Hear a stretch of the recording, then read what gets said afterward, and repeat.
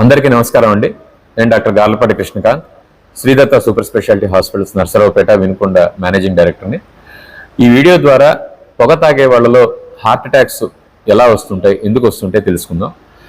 పొగ తాగే వాళ్ళలో ప్రధానంగా ఏంటంటే నికోటిన్ అనే పదార్థం ఉత్ప్రేరకం, చాలా ప్రమాదకరమైన పదార్థం. దీంతో పాటే కొన్ని విపరీతమైన రసాయనాల వల్ల గుండె రక్తనాళాల్లో కొన్ని మార్పులు జరుగుతుంటాయి. వాటి వల్ల కొలెస్ట్రాల్ అనేది ఫాస్ట్గా డిపాజిట్ అవుతుంటుంది. ఇదే కాకుండా గుండె యొక్క రక్తనాళాలలో కణజాలాల్లో మార్పులు జరుగుతాయి. వాటి వల్ల కొలెస్ట్రాల్ పేరుకున్న ప్రాంతాల్లో రక్తనాళం చిట్లుతుంది.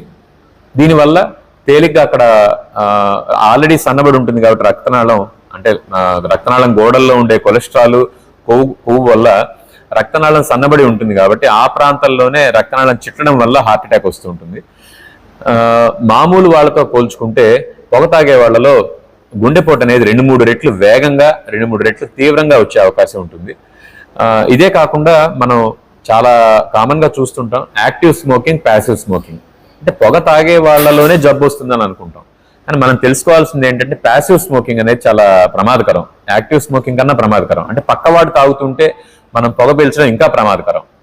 చాలా మంది పొరపాటు పడుతూ ఉంటారు, మాకు ఏదో పళ్ళు పుచ్చిపోయినాయని చిన్నప్పుడు ఎవరో చెప్పారు, అందుకని పొగాకు బుగ్గలో పెట్టుకుంటున్నాము, తర్వాత అదే అజీర్తి చేస్తుంది, అరగట్లేదని చెప్పి పొగాకు తింటున్నాం. ఇవన్నీ పూర్తిగా అపోహలు, అబద్ధాలు. వీటిని నమ్మద్దు. పొరపాటును కూడా పొగాకు అనేది వాడద్దు. వీటి వల్ల గుండెపోటు అనేది తీవ్రంగా వస్తుంది. దయచేసి అందరూ గుర్తించండి.